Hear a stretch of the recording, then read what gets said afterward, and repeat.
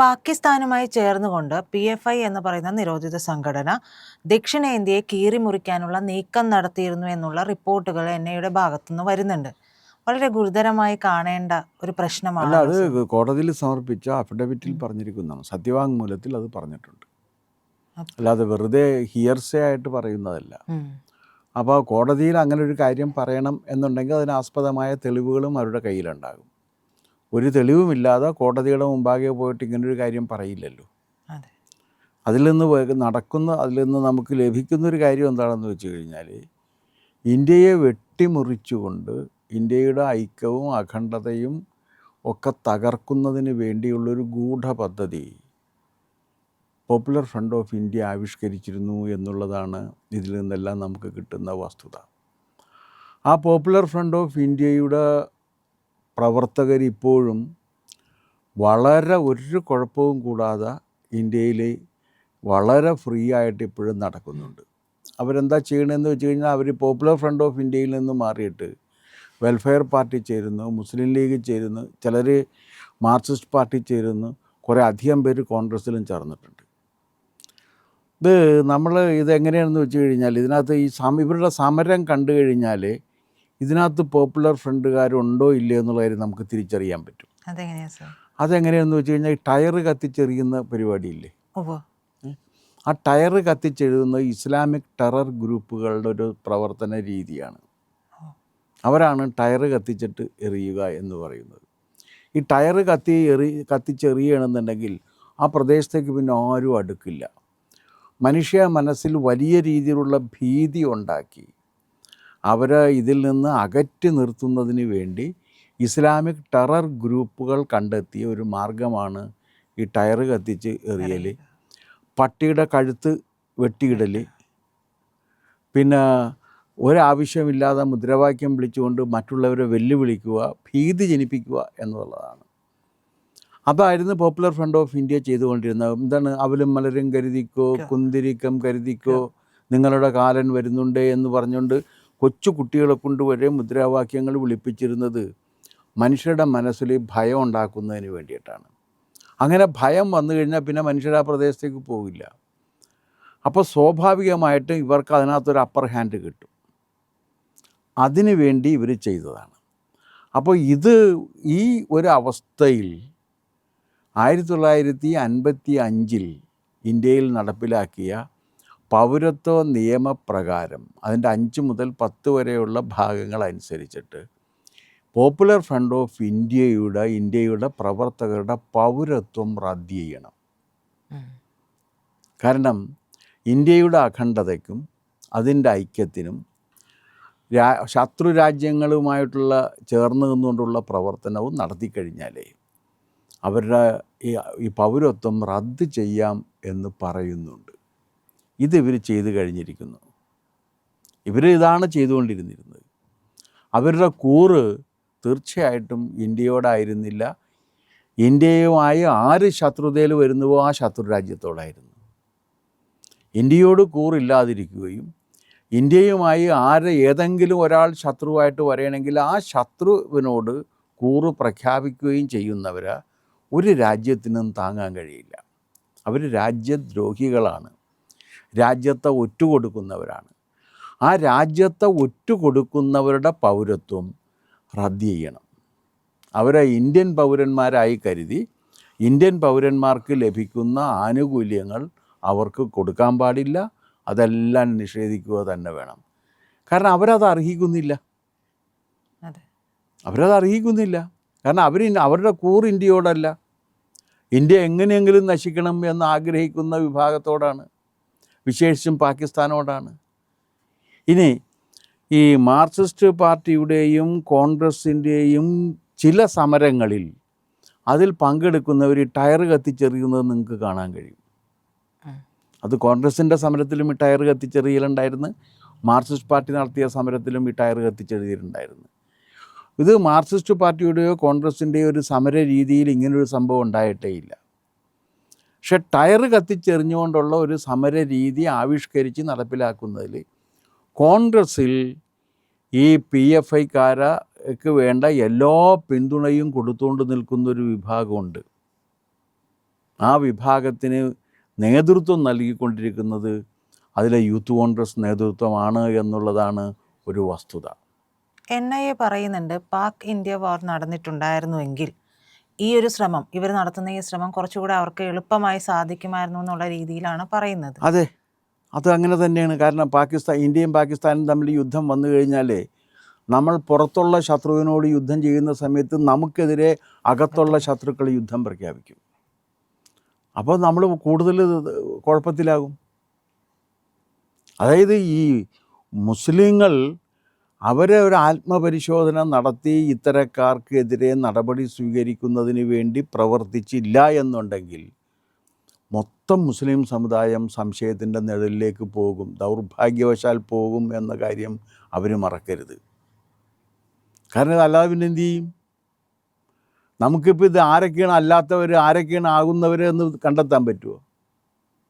മിക്കവാറും വളരെ ശാന്തമായി ജീവിക്കുന്നു എന്ന് പറയുന്നവരും വലിയ പ്രൊഫഷനിലിരിക്കുന്നവരുമാണ് തീവ്രവാദികളായിട്ട് മാറുന്നത്.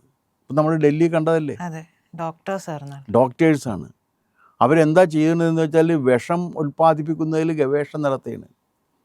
എന്നിട്ട് ആ വിഷം ഉപയോഗിച്ച് മനുഷ്യരെ കൊല്ലാം എന്ന് കരുതുകയാണ്. ഇനിയിപ്പോൾ നമ്മളൊന്ന് ആലോചിച്ച് നോക്ക്, പാകിസ്ഥാനുമായിട്ട് ഇന്ത്യ യുദ്ധം നടത്തിക്കൊണ്ടിരിക്കുന്ന സമയത്ത് ഈ വിഷം നമ്മുടെ റിസർവോയറുകളിൽ നടത്തി ജനങ്ങളെ കൊല്ലുകയാണെങ്കിൽ ഉള്ള അവസ്ഥ ഒന്ന് ആലോചിച്ച് നോക്ക്. അവരത് ചെയ്യില്ല എന്ന് നമുക്ക് പറയാൻ കഴിയില്ല. ഇവിടെ അവർ പറയുന്ന കാര്യം ഇപ്പോൾ എന്ന് വെച്ചാൽ കോൺഗ്രസ് ആയാലും മറ്റേന്താണ് മാർക്സിസ്റ്റ് ആയാലും ഒരു സമീകരണ സിദ്ധാന്തം കൊണ്ടുവരും. അതെന്താണെന്ന് വെച്ചാൽ PFIയെ കുറിച്ച് പറയുമ്പോൾ RSനെ കുറിച്ച് പറയും. രണ്ടും തമ്മിൽ ഒരു ബന്ധമില്ലാത്ത കാര്യമാണ്. അതെന്താ കാര്യമെന്നറിയാമോ? PFIയെ ഒറ്റപ്പെടുത്തിക്കൊണ്ട് കുറ്റപ്പെടുത്താനുള്ള ആത്മവിശ്വാസവും ധൈര്യവും കോൺഗ്രസ്സിനുമില്ല, മാർക്സിസ്റ്റ് പാർട്ടിക്കുമില്ല. എന്തായിരിക്കും അതിൻ്റെ കാരണം? ഇവരുടെ സഹായം അവർ സ്വീകരിക്കുന്നുണ്ട്.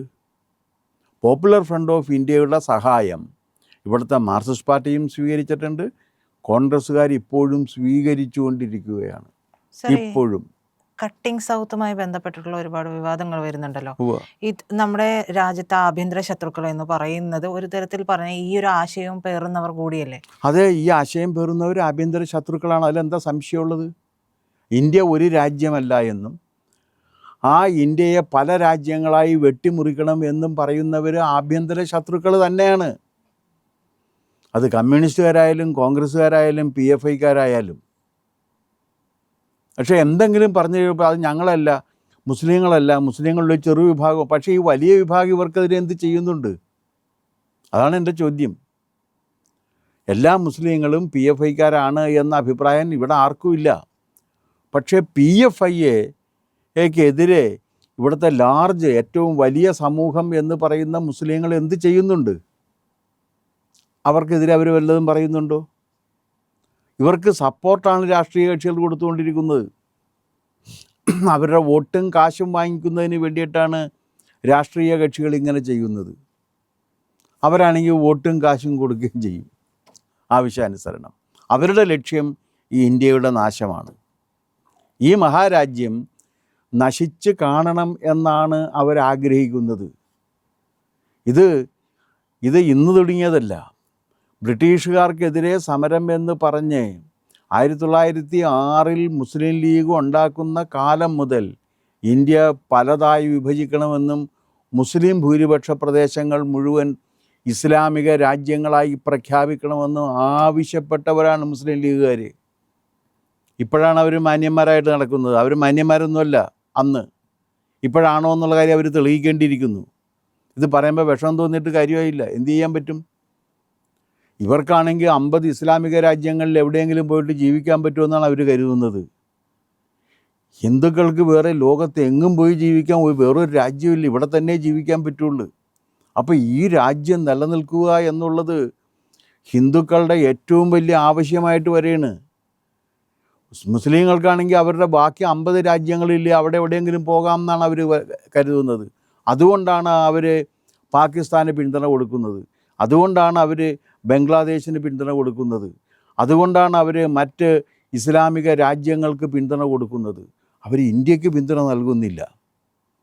ഇവിടെ ജീവിച്ച് ഇതിൻ്റെ എല്ലാ ആനുകൂല്യങ്ങളും പറ്റി ആ ഇവിടെ കഴിഞ്ഞുകൂടുന്നവർ ഇന്ത്യക്ക് ഒരു കാര്യത്തിലും പിന്തുണയില്ല. ഇന്ത്യയുടെ പിന്തുണ വരുന്ന സമയത്ത് അവർക്ക് യാതൊരു താല്പര്യമില്ല, അവർ പിന്തുണയും നൽകുന്നില്ല. അവർ പിന്തുണ കൊടുക്കുന്ന ആർക്കാണ്? പാകിസ്ഥാന് കൊടുക്കുന്നു, ബംഗ്ലാദേശിന് കൊടുക്കുന്നു, അറബ് രാജ്യങ്ങൾക്ക് കൊടുക്കുന്നു. പിന്നെ എന്താണ്? സദ്ദാം ഹുസൈന് പിന്തുണ കൊടുക്കുന്നു. ഇവർക്കൊക്കെയാണ് ഇവർ പിന്തുണ കൊടുക്കുന്നത്.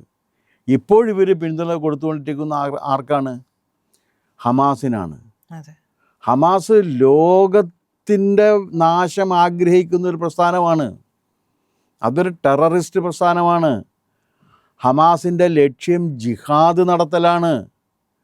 ജിഹാദ് എന്ന് പറഞ്ഞു കഴിഞ്ഞാൽ ഇസ്ലാം മതത്തിൽ വിശ്വസിക്കാത്തവരെ കൊല്ലുക എന്നുള്ളതാണ് അവരുടെ ലക്ഷ്യം.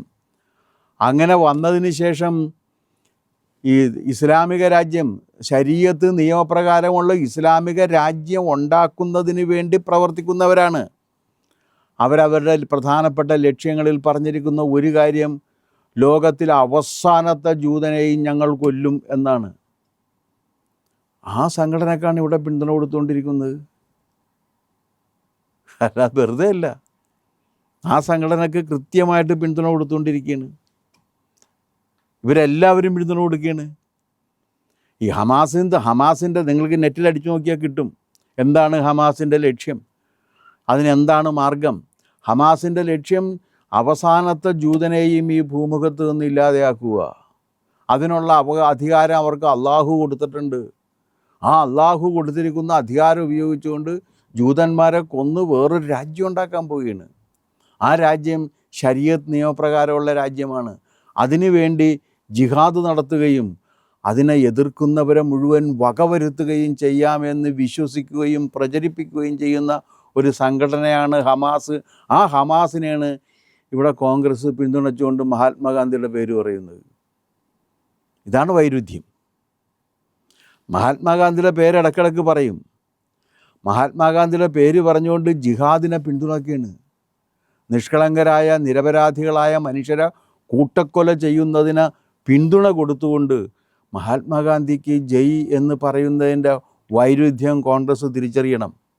സർ, അപ്പോൾ PFIനെ നിരോധിച്ചിരിക്കുകയാണല്ലോ ഇപ്പോൾ, പക്ഷെ അത് പൂർണ്ണമായിട്ട് ഉള്ള തോതിലാണ് എന്ന് തോന്നുന്നില്ല. അപ്പോൾ PFIയെ നിരോധിച്ചത് കൊണ്ട് മാത്രം നമ്മുടെ രാജ്യത്ത് എന്തായാലും എന്താ പറയുക, ഭീകരവാദ പ്രവർത്തനങ്ങൾ ഇല്ലാതെയാകില്ലല്ലോ. ഈ PFIക്ക് മുമ്പും അതിന് പല ഫോമുകൾ ഉണ്ടായിട്ടുണ്ട്. പൂർണ്ണമായിട്ടും ഒരു ഭീകരവാദ മുക്തമായിട്ടുള്ളൊരു നിലയിലേക്ക് കൊണ്ടുവരാൻ സാധിക്കും? അല്ല, കൊണ്ടുവരണമല്ലോ. നമുക്കിത് കൊണ്ടുവരണ്ടേ? കൊണ്ടുവരാതിരിക്കാൻ പറ്റില്ലല്ലോ. ഒരു രാജ്യത്തിൻ്റെ പരമാധികാരം നിലനിൽക്കണമെന്നുണ്ടെങ്കിൽ തീവ്രവാദികളെ അമർച്ച ചെയ്യുക തന്നെ വേണം. അതുകൊണ്ടാണ് ആവശ്യപ്പെടുന്നത് അവരുടെ പൗരത്വം റദ്ദ് ചെയ്യണം. പൗരത്വം റദ്ദ് ചെയ്ത് കഴിഞ്ഞാൽ പിന്നെ അവർക്കിവിടെ നിൽക്കാൻ പറ്റില്ല, അവർക്ക് വേറെ ഒന്നും കിട്ടാനുമില്ല. അപ്പോൾ ഈ സന്ദർഭത്തിൽ പൗരത്വം റദ്ദ് ചെയ്യുക, പോപ്പുലർ ഫ്രണ്ട് ഓഫ് ഇന്ത്യക്ക് വേണ്ടി പ്രവർത്തിക്കുന്നവർ എന്ന് കണ്ടെത്തുന്ന എല്ലാത്തിൻ്റെയും പൗരത്വം റദ്ദ് ചെയ്യണം. അതിന് ഇന്ത്യയിൽ നിയമമുണ്ട്, ആ നിയമം പ്രയോഗിക്കണം എന്നാണ് ആവശ്യപ്പെടാനുള്ളത്.